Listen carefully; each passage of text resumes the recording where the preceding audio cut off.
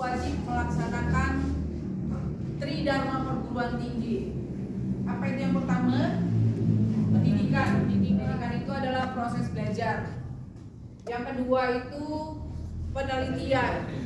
Dan yang ketiga itu penelitian ini bukan hanya dosen, tapi adalah juga mahasiswa. Makanya nanti kalau akreditasi itu ada namanya penelitian dosen dan mahasiswa. Lalu yang ketiga itu ada namanya PKM, pengabdian kepada masyarakat. Tadi saya berpikir begini, ini adalah momen yang baik untuk mengawali sekolah-sekolah tinggi teologi di Jakarta itu bisa silaturahmi, bisa saling tadi lomba ya. Saya senang sekali.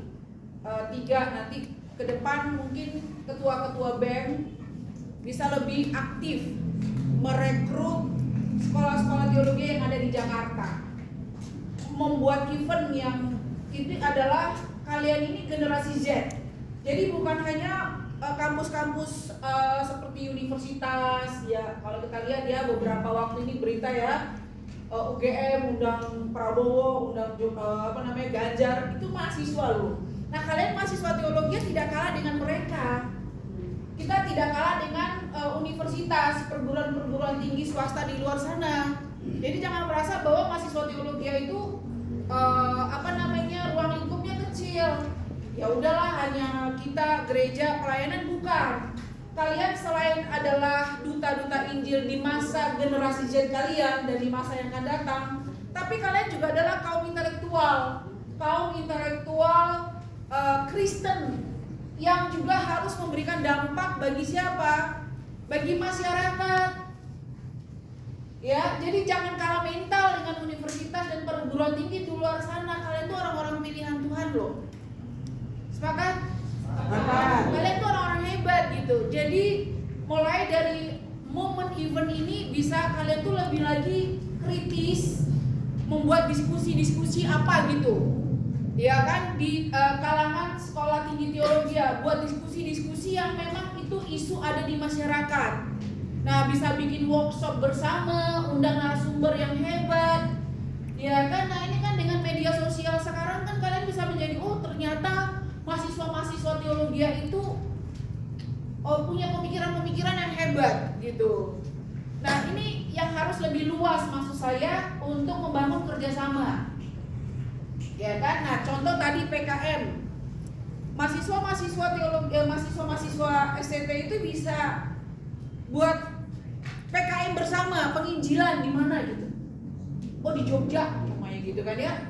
Kalian bisa penginjilan bersama. Nah itu namanya adalah PKM. Dan itu kontribusinya untuk mutu perguruan tinggi punya dampak yang hebat, punya punya nilai. Jadi coba bikin kegiatan-kegiatan begitu. Kan mahasiswanya banyak ya di BEM itu. Nah ini yang tadi saya berpikir. Nah terima kasih karena saya dikasih ruang. Tadi saya sudah bikin-bikin juga, pengen berbagi gitu, memotivasi dan mendorong teman-teman.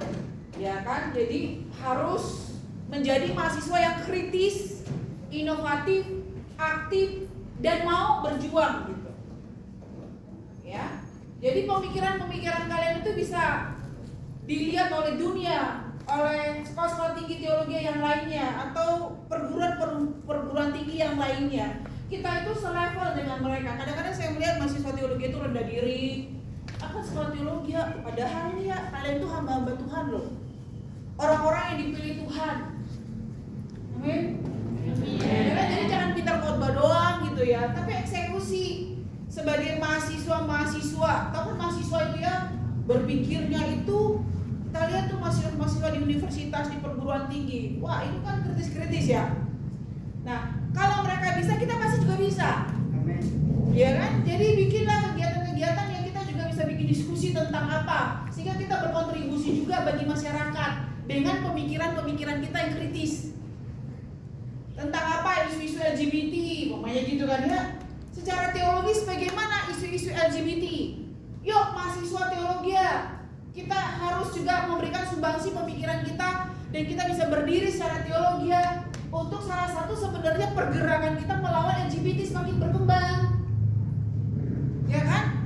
Harusnya begitu.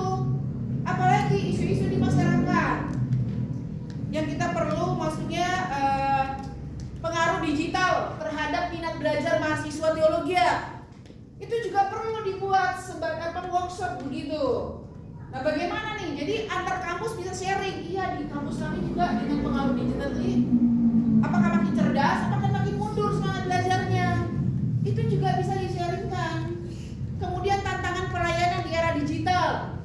Nah itu contoh isu-isu yang perlu, maksudnya kita semua itu sharing gitu. Kita bisa berbagi, kita bisa berkontribusi.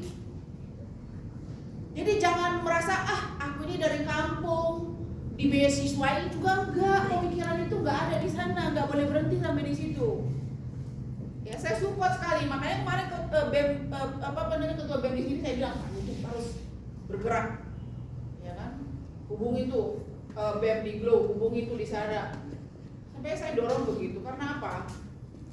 Kita itu mahasiswa ya kan? Mahasiswa yang harus memberikan tadi pemikiran-pemikiran kritis kita, membangun gereja, membangun masyarakat, supaya muncul tuh mahasiswa teologi di media sosial. Yang saya lihat tuh hanya kampus-kampus universitas perguruan tinggi sana tuh, hampir semua teologi nggak ada kan? Kalian lihat di media sosial ada nggak? Nggak ada.